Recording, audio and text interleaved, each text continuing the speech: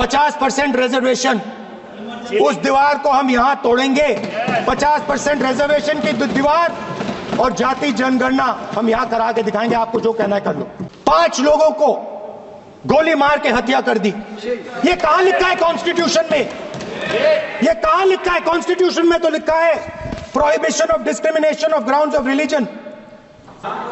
और जिसका रेप हुआ है, जिसके परिवार, उस परिवार को बंद कर दिया जाए, कहां लिखा है कॉन्स्टिट्यूशन में?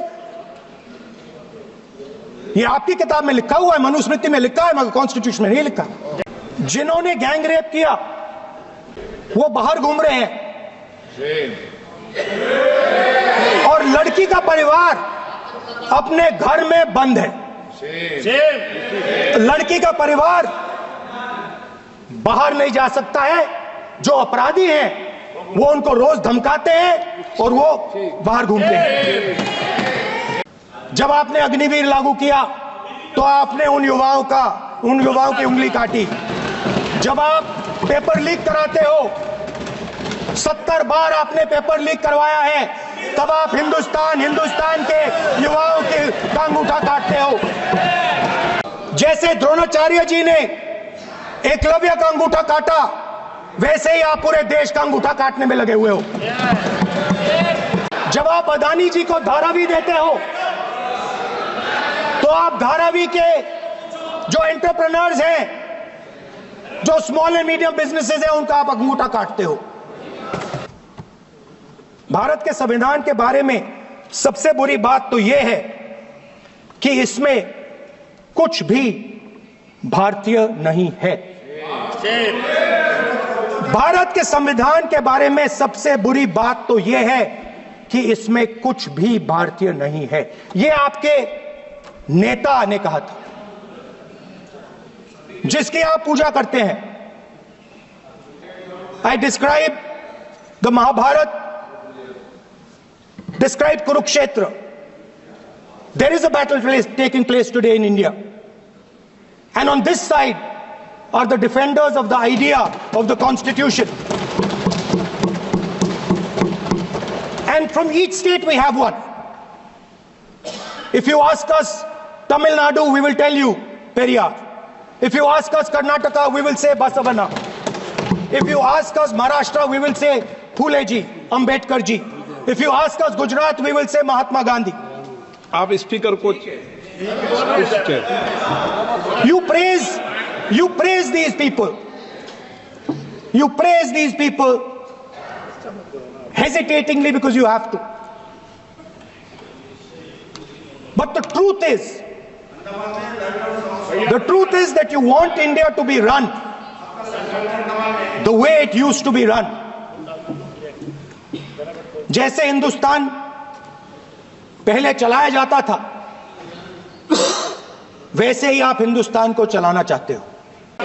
स्पीकर सर, दिल्ली के चारों ओर जंगल हुआ करता था। जो आज यहां रहते हैं उनको ताजुब होगा कि एम्स के बिल्कुल बगल में जंगल शुरू होता था। जहां रेलवे म्यूजियम है वहां पे जंगल शुरू होता था। वैसे ही जंगल में, दोनों नॉर्थ और साउथ, वैसे ही जंगल में हजारों साल पहले एक युवा, लड़के का नाम एकलव्य था, और वो गुरु के पास गया और उसने कहा, गुरु द्रोणाचार्य जी, मैं सालों से धनुष चलाना सीख रहा हूं, मैंने अपनी पूरी शक्ति इसमें डाली है, आप मेरी मदद कीजिए, आप मेरे गुरु बनिए। द्रोणाचार्य जी ने एकलव्य को कहा कि आप ऊंची जात के नहीं हो,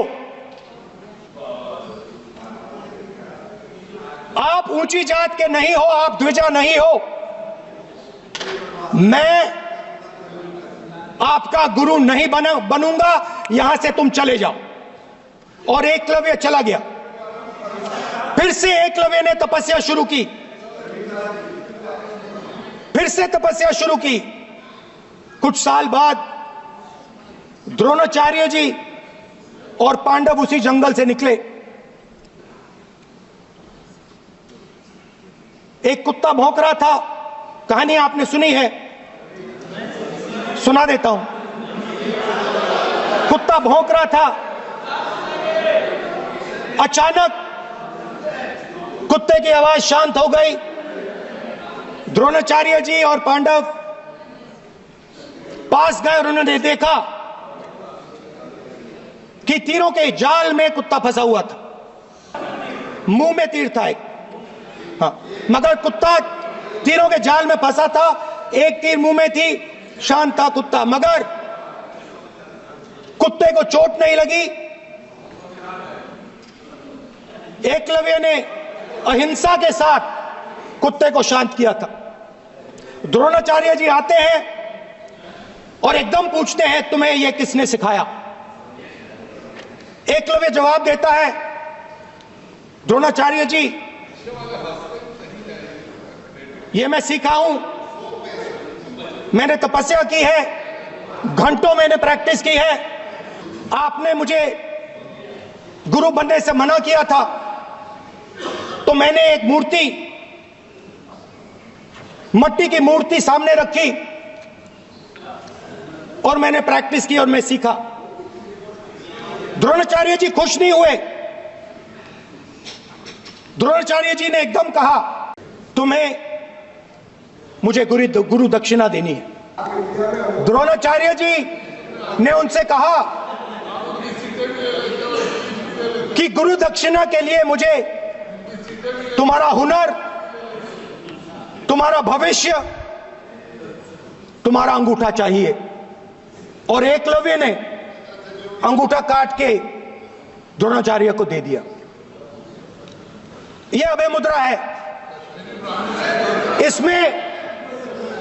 इसमें कॉन्फिडेंस, स्ट्रेंथ, निडरता कहां से आती है? हुनर से आती है, इस अंगूठे से आती है। ये लोग इसके खिलाफ हैं। जैसे द्रोणाचार्य जी ने एकलव्य का अंगूठा काटा, वैसे ही आप पूरे देश का अंगूठा काटने में लगे हुए हो। जैसे एकलव्य का अंगूठा काटा गया, वैसे ही आप हिंदुस्तान के युवाओं का, सबका अंगूठा काटते हो। जब आप अदानी जी को धारावी देते हो, तो आप धारावी के जो एंटरप्रेन्योर्स हैं, जो स्मॉल एंड मीडियम बिजनेसेस हैं, उनका आप अंगूठा काटते हो। जब आप हिंदुस्तान के पोर्ट्स, एयरपोर्ट्स, डिफेंस इंडस्ट्री, ये सब जब आप अदानी को देते हो, हिंदुस्तान के सारे जो फेयर प्ले बिजनेसेस हैं, जो ईमानदारी से काम करते हैं, आप उन सब का अंगूठा काटते हो जब आप अदानी की मदद करते हो। कॉन्स्टिट्यूशन में लैटरल एंट्री कर आप हिंदुस्तान के युवाओं का, पिछड़ों का, गरीबों का अंगूठा काटते हो। स्पीकर सर, जैसे एकलव्य ने प्रैक्टिस की थी, वैसे ही हिंदुस्तान के युवा सुबह उठकर 4 बजे उठकर अलग अलग एग्जाम्स की तैयारी करते हैं। आपने देखा होगा, पहले हजारों युवा सुबह उठकर रनिंग करते थे, वेट ट्रेनिंग करते थे आर्मी में जाने के लिए। जब आपने अग्निवीर लागू किया, तो आपने उन युवाओं की उंगली काटी। जब आप पेपर लीक कराते हो, 70 बार आपने पेपर लीक करवाया है, तब आप हिंदुस्तान के युवाओं के अंगूठा काटते हो।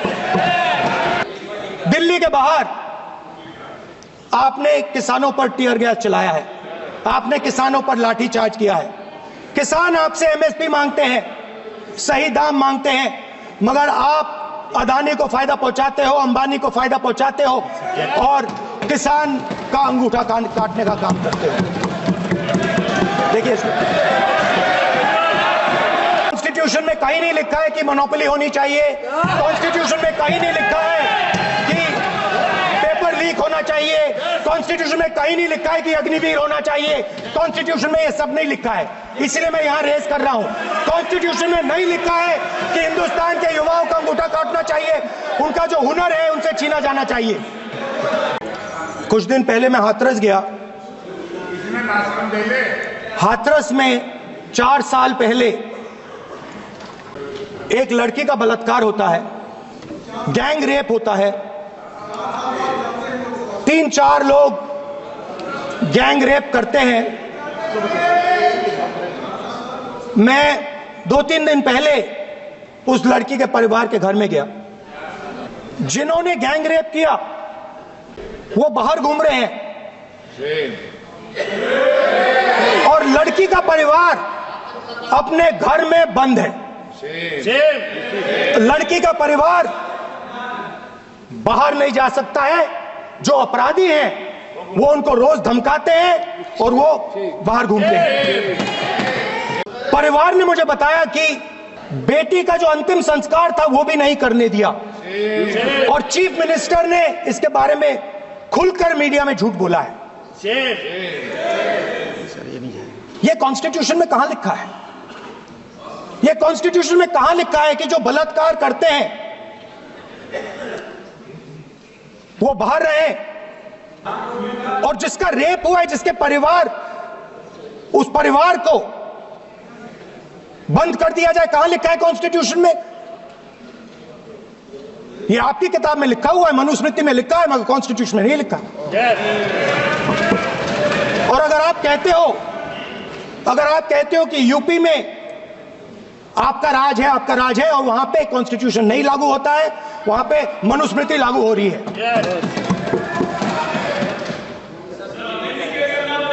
परिवार ने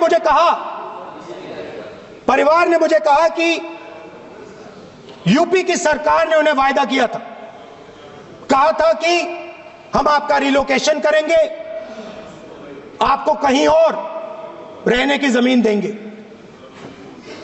आज तक 4 साल हो गए हैं, आज तक उनका रिलोकेशन नहीं किया गया है।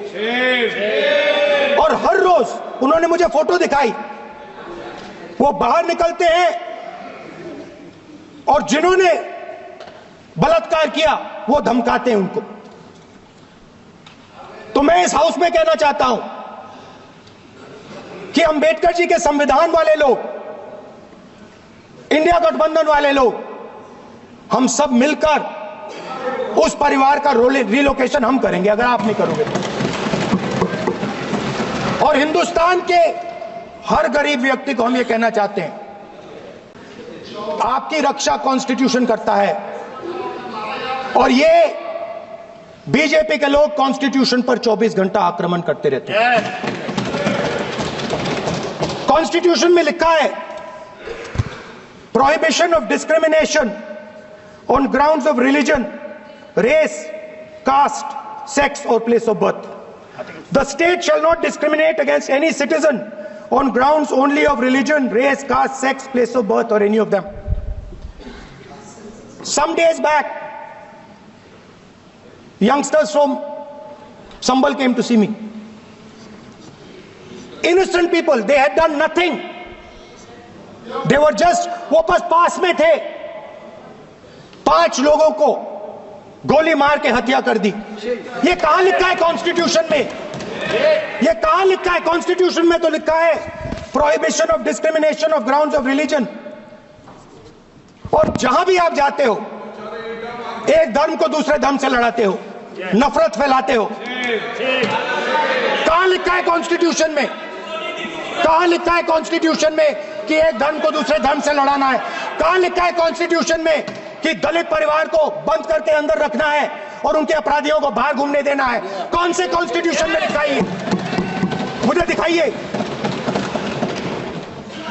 हमारी जो विचारधारा है, इंडिया गठबंधन की विचारधारा है, वो देश में कॉन्स्टिट्यूशन लाई है। हम सब मिलकर कॉन्स्टिट्यूशन की रक्षा करते हैं। अंबेडकर जी ने कहा था If there is political equality, but no social and economic equality, political equality will be destroyed. ये अंबेडकर जी के शब्द हैं और आज ये बात सबके सामने है। पॉलिटिकल इक्वालिटी जो थी वो खत्म हो गई है। हिंदुस्तान के सारे इंस्टीट्यूशंस कैप्चर कर लिए गए हैं। सोशल इक्वालिटी नहीं रही, फाइनेंशियल इकोनॉमिक इक्वालिटी नहीं रही। इसीलिए हमारा अगला कदम जाति जनगणना होगा। हम देश को दिखाना चाहते हैं कि आपने किन लोगों का और कहां कहां अंगूठा काटा है। हम दलितों को, आदिवासियों को, पिछड़ों को, किसानों को, मजदूरों को दिखाना चाहते हैं कि आपने किस किस का अंगूठा काटा है। इसलिए जो मैंने वायदा किया था, इसी हाउस में यहां हम कास्ट सेंसस लागू करेंगे और उसके बाद हिंदुस्तान में एक नए तरीके का विकास होगा, एक नई तरीके की राजनीति होगी। जो मैंने पहले कहा था, जो आपको अच्छा नहीं लगता है, 50% रिजर्वेशन, उस दीवार को हम यहां तोड़ेंगे। 50% रिजर्वेशन की दीवार और जाति जनगणना हम यहां करा के दिखाएंगे। आपको जो कहना है कर लो, कह लो। स्पीकर सर, बहुत बहुत धन्यवाद।